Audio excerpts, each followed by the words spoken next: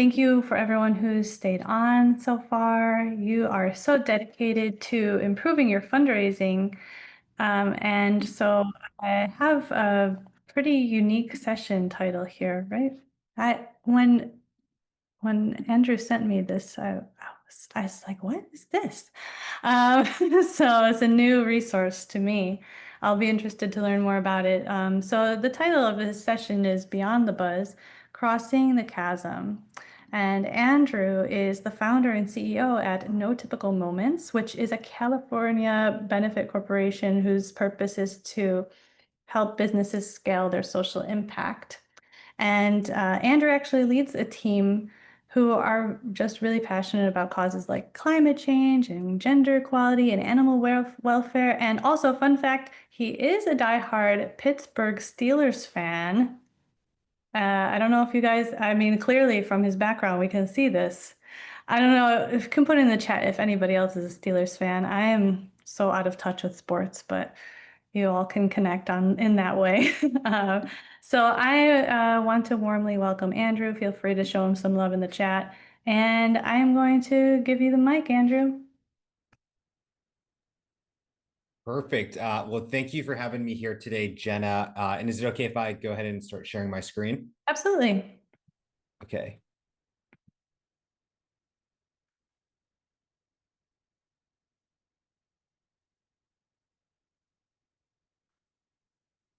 Okay, so I saw Marianne over there is a Steeler fan. Marianne, why don't you write in the comment section your prediction for our record this coming season? But today, I could chat about the Pittsburgh Steelers for the next 45 minutes, but I want to bring to you a topic that I learned about back in college, which is called Crossing the Chasm. And it is more related to the for-profit technology space. There's a book called literally Crossing the Chasm by Jeffrey Moore, but I really adopted to nonprofit organizations as well.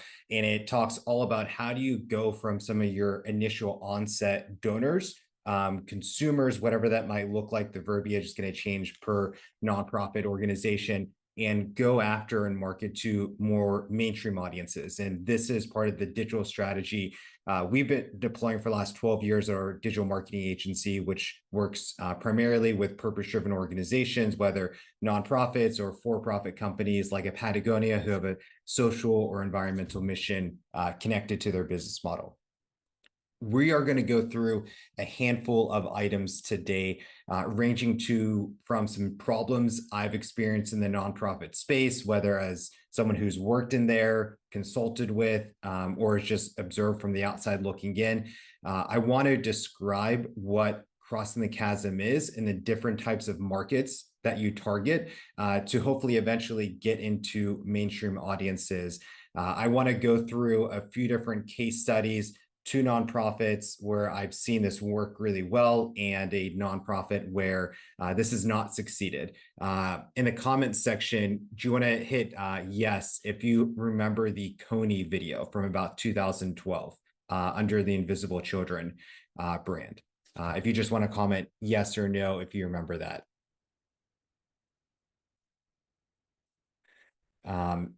Awesome. So I see some comments coming in. So that's going to be the case study we go through of an organization that did not successfully cross the chasm and unfortunately ended up going out of business.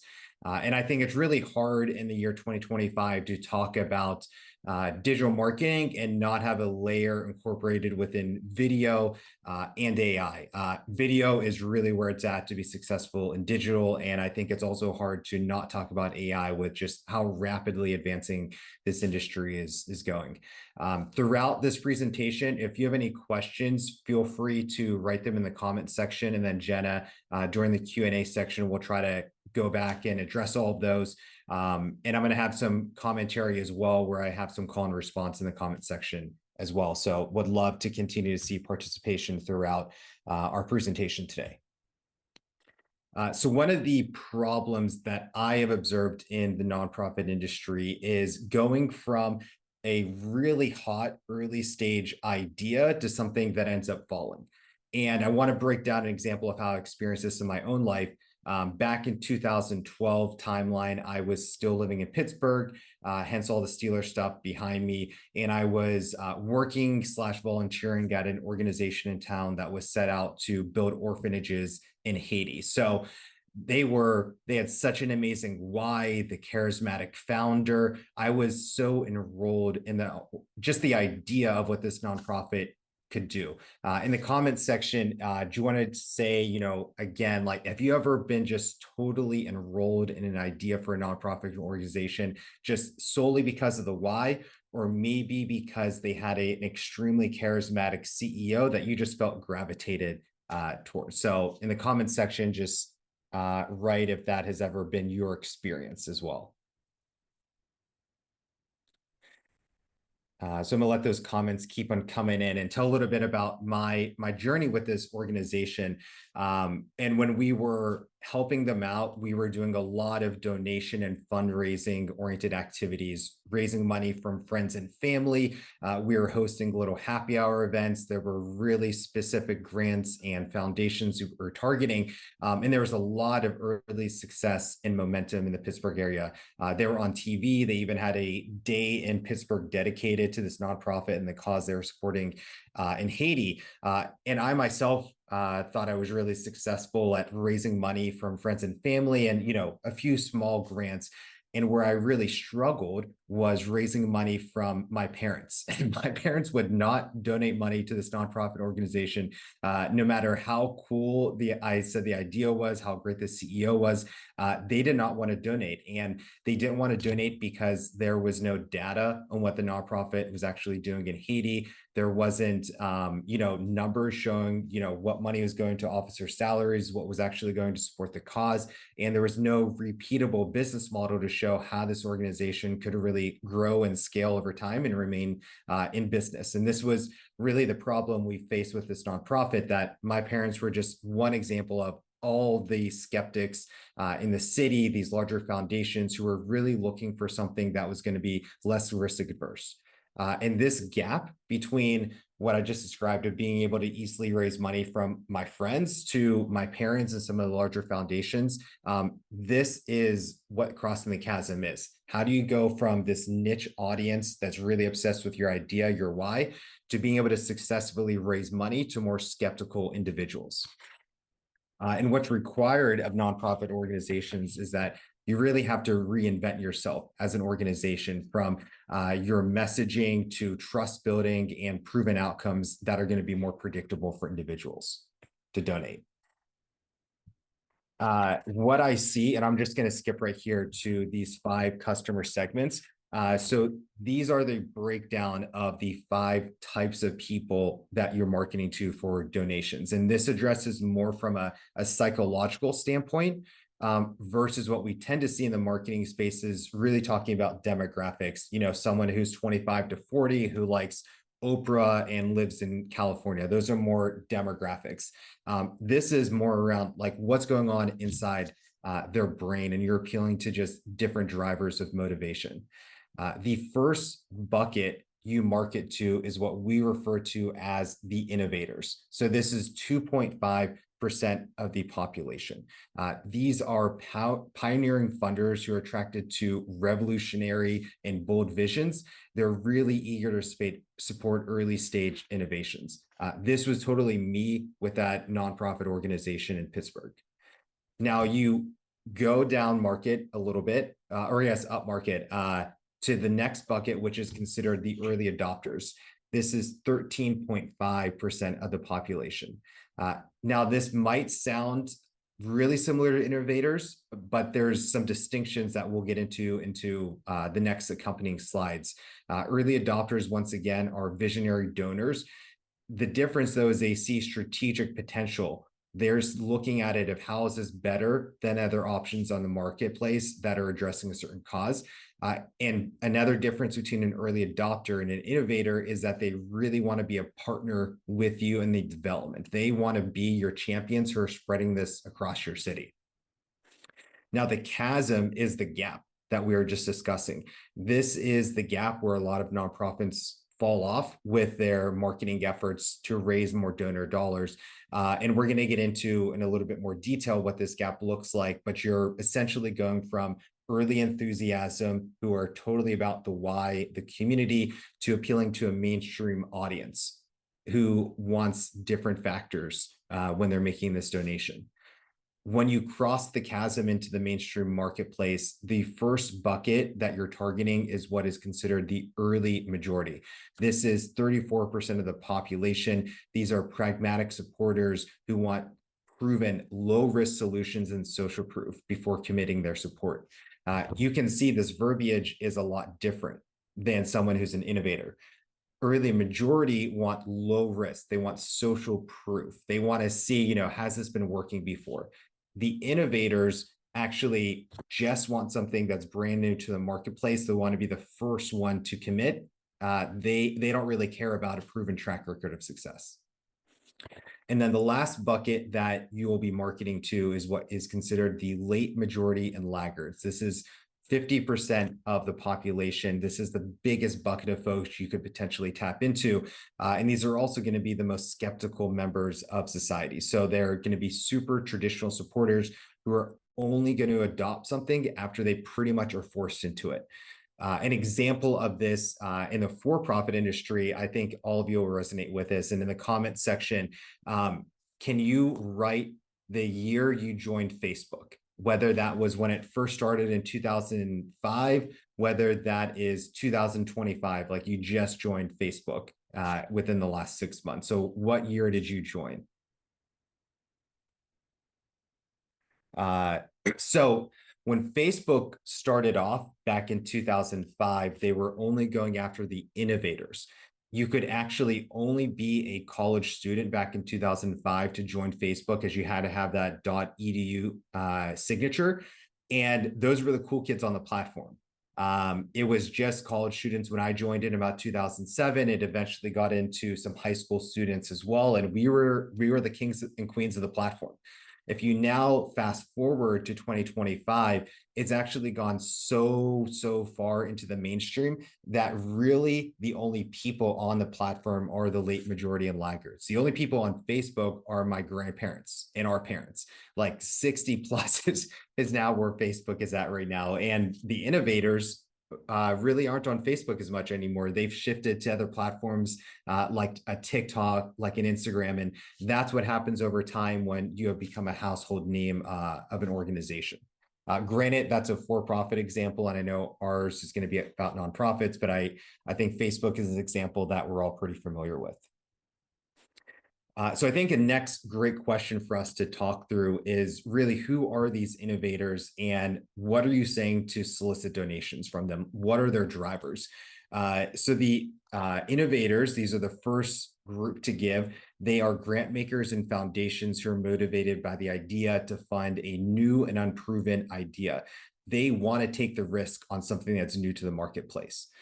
Your messaging to the innovators is really going to be focused on the why. Like I was talking about with that nonprofit and organization back in Pittsburgh, all their messaging was focused on the why when we were raising donations from friends. How are you going to raise money from these individuals? What distribution channels you want to tap into? This is going to look like a lot of private and high touch point meetings, one-on-one meetings. You're going to have targeted pitches to foundations, and this might look like extremely niche online communities that you're tapping into. Think like a Reddit, for example. Reddit is where the innovators hang out and where you can connect with them. The early adopters, like I said, it sometimes can be confusing to distinguish between who's an innovator versus an early adopter. Early adopters are, once again, visionaries. They're influential philanthropists and leaders. The distinction, like I said before, is that they are much more strategic in what they're looking for, and they see the strategic potential of this and how it's better than what's already on the marketplace and how they really think this can grow and scale over time. Your messaging to the early adopters is going to be focused once again on the why, the mission alignment, and you're going to be positioning yourself as a strategic advantage in the marketplace and a co-creator of the solution. in the example of the Pittsburgh nonprofit, that's why we were having so many happy hours and cool meetups with folks, because they wanted to meet the community in real life. They wanted to bond together and feel like they as a group were going to solve this issue in Haiti. The distribution channels for the early adopters, they're once again going to look similar-ish to the innovators. This is going to be strategic and exclusive online communities, closed door strategy sessions. The difference in this one is that you might go in real life to high level thought leadership events where the early adopters are congregating. The chasm. This is a thing we all need to focus in on, and how do we cross the chasm into the mainstream audience? So this is the gap between the early adopters and the early majority. And this gap exists because organizations have to reinvent themselves. The criteria for engagement and performance from what an early adopter and what an early majority want are fundamentally different. And the chasm is this point that you need to jump through. And like I said, everything is going to shift for a nonprofit. You're going to be shifting your messaging, your distribution, and your support of how you're going to raise funds from more of a pragmatic audience. The first market, when you cross the chasm, this is the early majority. This is the pragmatic supporters. They only want to be supporting organizations after they see that social proof and the reliable results. They want to see a proven low-risk solution. The messaging for the early majority, it's going to shift from the why in the community that you're building to what is called a whole product. And in a future slide, I'm going to break this down what the three components are. But the whole product represents a proven, low-risk, trustworthy solution. Your distribution channels, how are you going to get in front of the early majority? It's once again going to be shifting. So you're going to be going to potentially more mainstream channels. Maybe that Facebook is a great example. That's a much more mainstream example, what's used in the public versus a Reddit as an example. Starting to use some targeted digital advertising, peer-to-peer fundraising, and having very clear calls to actions with these folks. The late majority. So this is the next bucket that you'd be marketing to, and these are even more risk-adverse individuals. They are only wanting to offer their support once this has become a clear industry standard. They're not really about the strategic advantage like the early majority was. They're more concerned that not adopting this is actually going to be the bigger risk. They're really hard to win over because they want a proven track record of success. Your messaging to these individuals is going to be all about the social proof and safety. Framing this cause as a trustable, established norm, you might use phrases such as join the millions of others, join the hundreds of thousands of others. You're really showing that this is the standard of what you need to be contributing towards. In this bucket as well, you're going to be using even more traditional forms of distribution such as TV, radio, direct mail, community events. This is a skeptical audience, and you really need to make sure that you're meeting them in a place that they feel comfortable and secure. The last bucket, the laggards, these are the most risk-averse members of society. They're not going to change unless they're absolutely forced into it. They're the people, and I don't have the comment section right here. They're the people who joined Facebook in the last year or two because it's become such a household thing that everyone does. They pretty much have to do it because they have no other option at this moment. And your messaging for these people are going to be focused on continuity, tradition, the essential nature of the nonprofit's work, which is going to appeal to someone's sense of history and stability. You might, in your distribution, go even more traditional with this bucket of folks. So think about printed newsletters, local community group meetings, a lot of word of mouth. They want to hear this from a trusted friend. And you're not going to be tapping into as much digital media like you have in some of these other buckets. So the whole product. This is what I mentioned in that slide, which is essential to cross the chasm. The whole product is a comprehensive package that makes this nonprofit a low risk, high impact investment for the early majority. So it's not just about the why, it's about how you combine the storytelling, the why with the database solution. They're looking for the whole kit and caboodle to influence them to make this donation. And you're just working to defeat the doubts of the early majority who are going to be concerned with stuff like, why won't the program work? Are the funds going to be wasted? Is the organization not what it claims to be? And the three buckets of what makes up a whole product to make what you're doing whole and complete as you're marketing to the early majority are going to be around verifiable impact data. And so in two of the case studies that worked, we're going to get into how they leverage data to cross the chasm, but they want to see a track record of success. It's not just based on a cool story and an empowering why. They want to see, case studies of how this is working. Strategic partnerships, if you're to build credibility with a household name who can, endorse why this nonprofit organization really works, that's going to be great to win over the support of these individuals. And I'm not the best person to talk about a theory of change as a nonprofit organization, but you want to make sure you have a very clear methodology that is repeatable and scalable for what your cause is. And we're going to get into Pencils of Promise of how they were able to replicate this and build schools in developing nations and garnered a ton of success and support over the years. So what I want us to do right now, 5 minutes actually is going to be a little bit longer, but I want us right now to get out a pen and paper and to reflect on where your organization is currently at and your adopter segment. Who do you believe your nonprofit organization is pursuing for donations at this stage of growth? Is it an innovator? Is it the early adopter market? Do you think you're stuck in the chasm? Is it the early majority? Is it the late majority? Or is it the laggard? So I'm going to just pull up this screen right here so you could once again review. And I bucket the late majority and laggards into one 50% model right here. But let's just sit on this. I'm going to give my timer a minute and 30 seconds. Reflect on this, jot it down on a piece of paper, and then we'll move to the next portion of our presentation.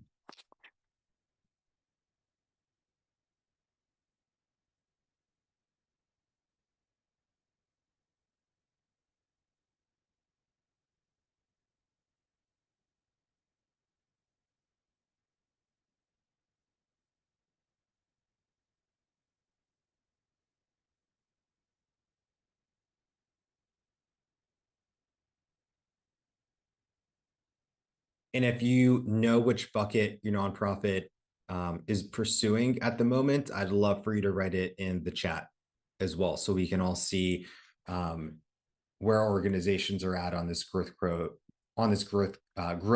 for their marketing.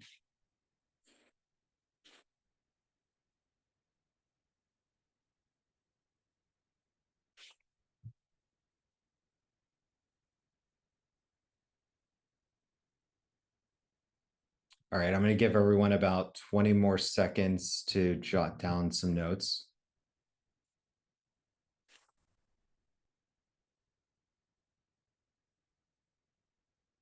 And like I said, I love to see some answers in the chat of which bucket is your nonprofit currently pursuing. So I'm going to move ahead now to our next slide, which is going to be getting into some case studies. These are going to be the most stereotypical millennial case studies of nonprofit organizations that I really grew up with after I graduated from college. But I think you'll appreciate how they've been able to cross the chasm and go from this early audience of innovators and early adopters to the mainstream. And the first is Charity Water. So the mission of Charity Water is to provide clean and safe drinking water to people in developing nations. This is a fundamental human need that all humans on planet Earth must have. The innovation that Charity Water brought to the marketplace, what was considered the 100% model, where every public dollar directly funds water projects, which ensured full transparency and donor trust. So let's go through what they were doing to market to innovators and what were they doing to market to early adopters. The innovators to Charity Water. Once again, these are the first people who donated, were creative professionals and philanthropists who are drawn to a groundbreaking charity model. They were also extremely enrolled in the why of Charity Water. I remember back in 2010-ish timeline here, seeing videos online from the CEO. They had amazing digital media presence. They had such great storytelling that captivated a generation of millennials to give. And I still remember how many birthdays I donated to for my friends' Charity Water events. They did a really great job utilizing digital. People were motivated in the innovator bucket by the model of radical transparency of 100%, where every public dollar fund was transparent. And like I said, they engaged individuals through intimate, high touch point interactions with a ton of personal storytelling. So then they shifted markets. They then started to pursue the early adopters. The early adopters for Charity Water were tech entrepreneurs and digital philanthropists, similar-ish to the innovators. But once again, they were looking at this through that maybe for-profit business lens of their strategic potential of Charity Water and how they were doing something different than everything else on the marketplace. So that's what influenced them to want to offer their support. They were driven by a promise of disrupting traditional charity with transparency and trust. Once again, they were looking at that strategic element of it and how it was better than what other nonprofits were doing. And they engaged the early adopters with really cool exclusive events.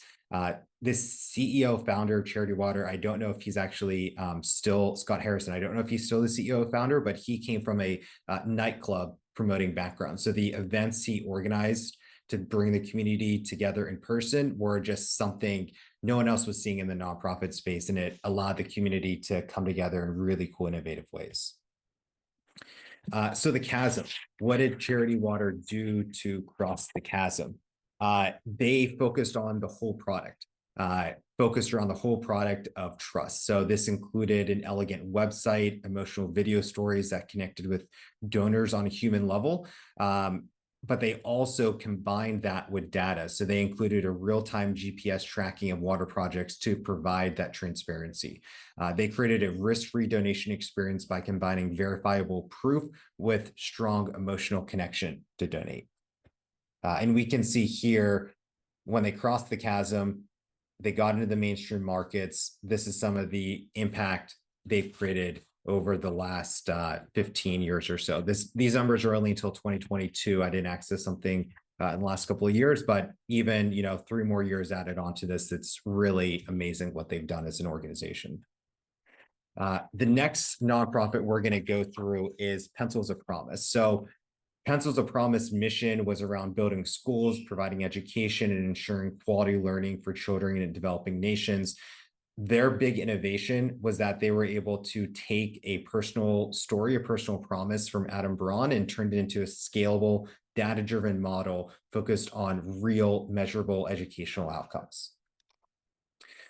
The innovators to Pencils of Promise, this was totally me. I was enrolled in Adam Braun, his personal story. This enrolled so much of their early fundraising. And this came from their close friends, family, and community members. They were drawn by the emotional connection to Adam and the promise of direct impact to change people's lives in developing nations. The early adopters were the young digital influencers who helped to spread their message. They were all about social media back in 2010, 2012-ish range, when leveraging social media was still a new thing for organizations. And these people, these early adopter supporters, were looking at the strategic potential of how Pencils of Promise was better than what was on the marketplace. Pencils of Promise was different in a lot of ways from Charity Water, where Pencils of Promise, their big thing was that they had to move beyond Adam Braun and his why. They needed to be able to appeal to the wide mainstream audience, and their whole product solution was focused on delivering a repeatable model focused on verifiable outcomes like test scores and teacher training. And they were able to show that through data and scale that and repeat that. So that allowed the mainstream market to want to donate and offer their money. And you can see here as well some of the impact that Pencils of Promise has created over the years as they've been marketing to mainstream audiences. Now, Coney, now, once again, in the chat, can you write if you remember the Coney campaign? And why don't you just add a commentary of what you remember about this viral video campaign that happened almost 13 years or so ago? It was pretty phenomenal. It was run through Invisible Children, and they were aiming to raise global awareness and stop the Joseph Kony and the Lord's Resistance Army. Their model was completely focused on a viral video and emotional film that just spread like wildfire across the entire internet. So even though the organization failed, I think there's some things we should point out of what worked and what didn't work, as they had so much success being able to market to these innovators and early adopters. So what went really well is that they had a viral emotional short film that captured the global attention of the world. They engaged innovators and early adopters, perhaps like no other nonprofit ever done before. And they leveraged social media, these niche online communities, to amplify their awareness overnight. Their failure was that they raised so much money and they had no plan of what they're actually going to do with this money after they raised it. So they had no whole product solution. It was kind of like all this money came in, and what were they going to do? Build an army to defeat these guys? Were they going to help some of the innocent victims? There's just no concrete plan of what they were going to do and how they were going to face this conflict. There's no transparency, accountability, or trust of what they did with all this money that they generated. The key lessons I want us all to take away from Coney is to utilize social media, to utilize video, but at the same time, you need to be thinking about the whole product solution. So when people are donating money, it's going to something that is repeatable, low risk, proven solution. So I want to make sure we have a Q&A section. So I want to focus our last 2 points actually on video and AI. So I'd love to see, once again, in the comments section, what social media platforms, just as an individual, do you go to on a frequent basis, whether that's TikTok, Instagram, LinkedIn? I'd love for you to put in the comment section just what do you tend to log into as an individual? And the reason I'm asking this question is that the social media platforms have very much changed in how they're operating over the years. I remember back when I first started in 2011, you put up an inspirational quote from Gandhi and you get like 1,000 likes on it. That does nothing in the year 2025. It's all about the videos that you're utilizing. And the videos itself and how they're reaching people has shifted dramatically as a result of TikTok. Back when Facebook started in 2005, it was the social media platform for you to connect with your friends. That's what the algorithm is all about, because you're seeing content from the people who you knew. What is now being proven is that TikTok has changed the game of what these algorithms are doing. So TikTok has more of an interest-based algorithm. So you're just seeing content based upon stuff that you like. Nonstop. And that's why it's so addicting for all of us. And it feels like you're going to the movie in the palm of your hand, as it's just a nonstop reel of content that you enjoy. And you can see how that's a lot more appealing for these social media platforms compared to Facebook. I don't really care what Joe, who I graduated college or high school with in 2007, is doing. And I don't care that he's still out bickering with his uncle about the Steelers-Browns rivalry 20 years later after that. I want to see content on social that's really based upon things that I enjoy. And you're now seeing these social media platforms just copy and replicate what TikTok is doing. So if you're logging into Facebook or Instagram now, you're seeing less content from your friends and more content focused around what your actual audiences are. And this also gives rise to the ability for your content to spread fast.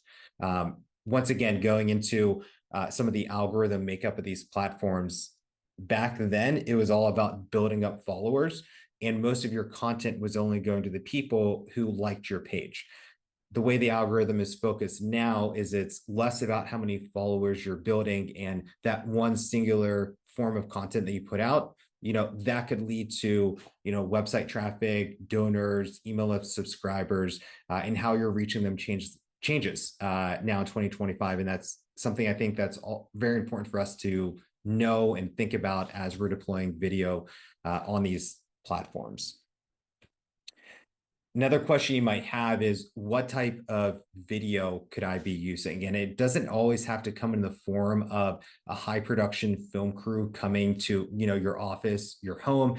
It can really be used through just, your cell phone and creating a selfie style video.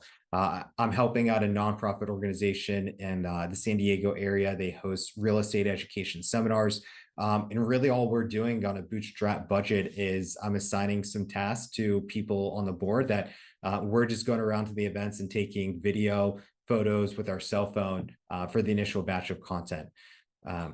We're not going to go through this exercise right now, but I'm just going to, give you this exercise you can do after this presentation to start brainstorming what a content strategy could look like for you. And think about a single compelling story from your nonprofit that could be told in 60 seconds or under. Focus on a moment that highlights real people, challenges, and tangible results that could build some of that emotional connection, like Charity Water and Pencils of Promise did.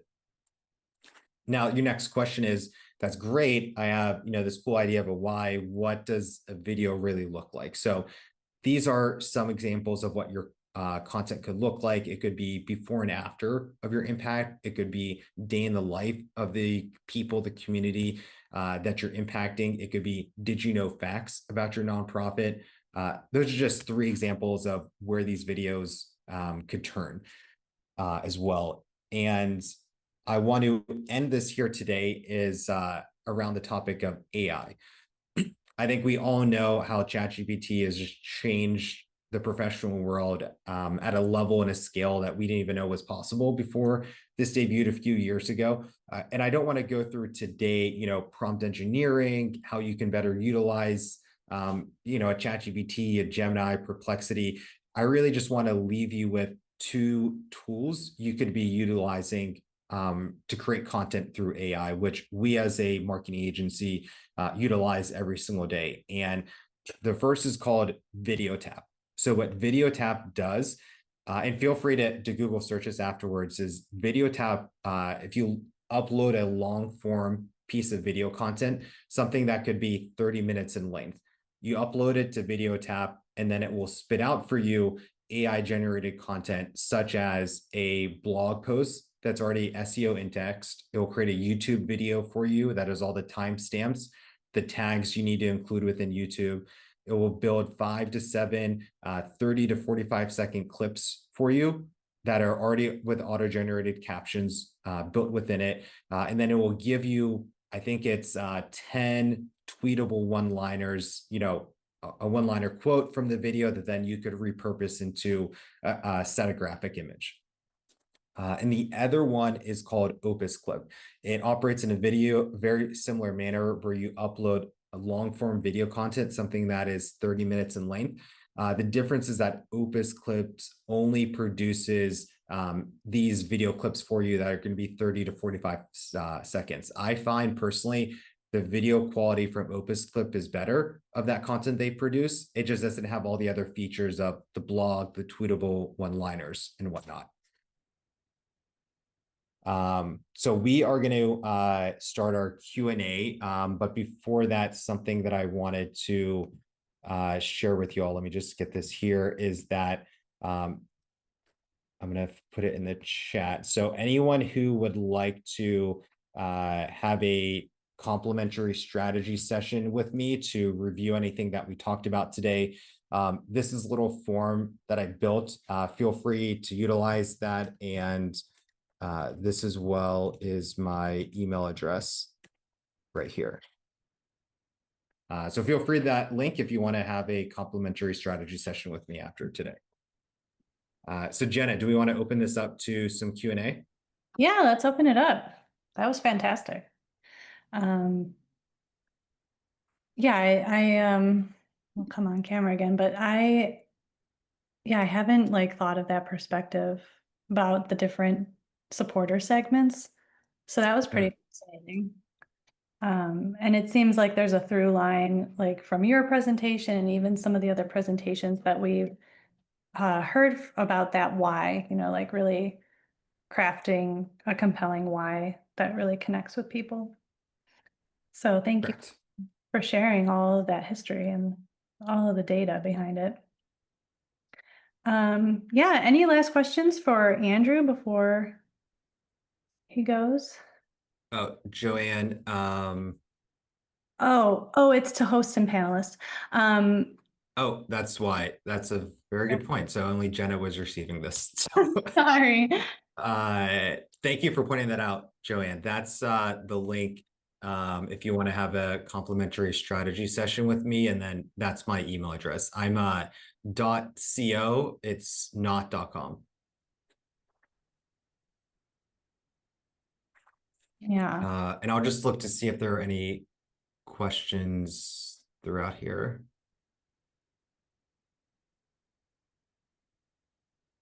Oh, wow. I'm seeing we had a lot of early adopters to Facebook before 2010. Marianne, 2025, late majority.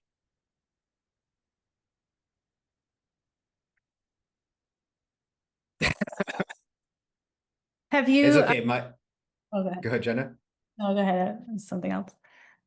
I was just gonna say I learned last week that my dad apparently has Facebook, and he's been keeping this a secret apparently for years. He only has, I think, 3 friends on Facebook, so I get it.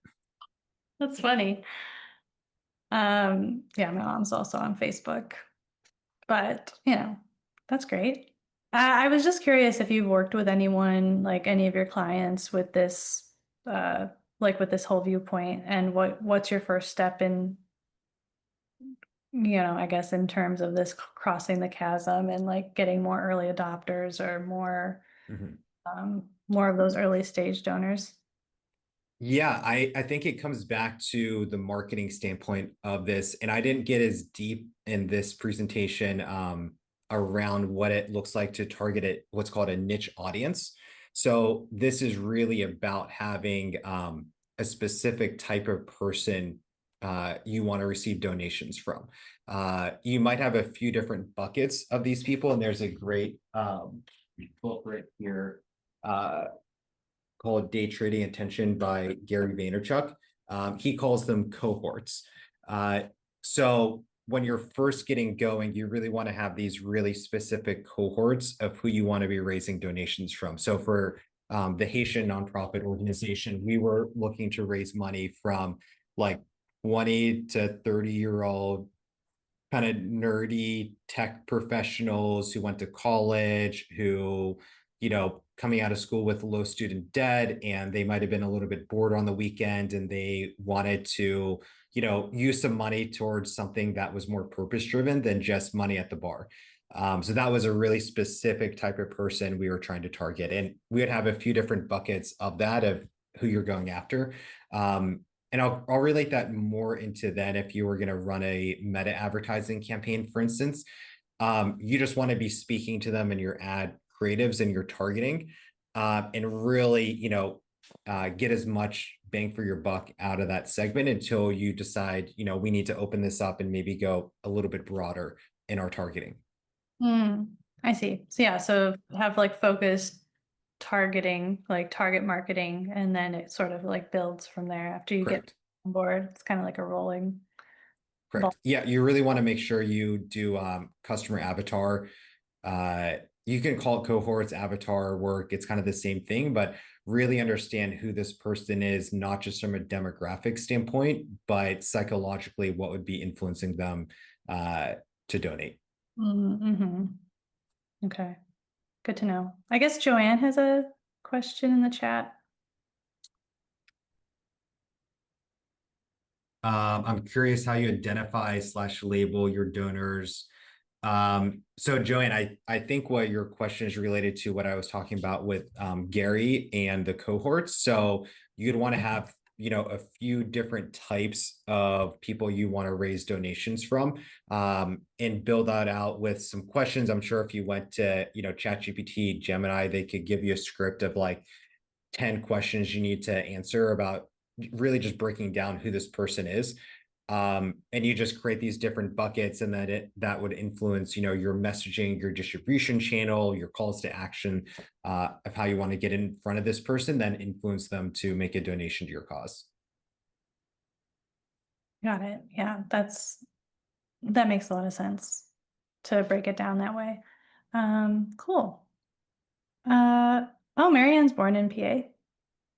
Nice. Latrobe, nice. All right. Well, it's 3:55 on the dot. Does anyone have any last questions before we let Andrew go with the rest of his life? Thank you so much for your time today, Andrew, and just sharing your expertise. Oh, who's the author? Which book? Jeffrey Moore is the author of Crossing the Chasm. This book, Day Trading Attention, is Gary Vaynerchuk. Oh, cool. Yeah, I think you sent me this resource, Jeffries, the Yeah, book. that should be it. Cool. All right. And his book is about for-profit technology businesses. I just took that thought process and methodology and applied it to the nonprofit space, but I think the principles are still applicable. Yeah, I love that. When did you do that work to like cross, move that kind of framework into the nonprofit space? It's something that I've been subconsciously doing for a while. If you want to know the real secret, is that I went back and forth with ChatGPT for about 10 hours and formatted, as my brain can't, I think I'm kind of smart, but ChatGPT is on a whole different level. So I just went back and forth with it as a strategic partner. So it could take all these ideas that are in my head and then more concretely build it out into a presentation that I could share with everyone. And then there's a feature also called deep research. So then it took all these ideas and then built it out into like a 20-page like college thesis looking paper. It wrote out as well for me. So yeah, I use AI a lot to help to take the ideas in my head and make it into something that doesn't seem so haphazard and all over the place, and something I could present to someone and hopefully they would take some pointers away. And yeah, Jenna, thank you for your time today. Feel free to reach out to me, everyone. Hope you have a great rest of the causevox summit.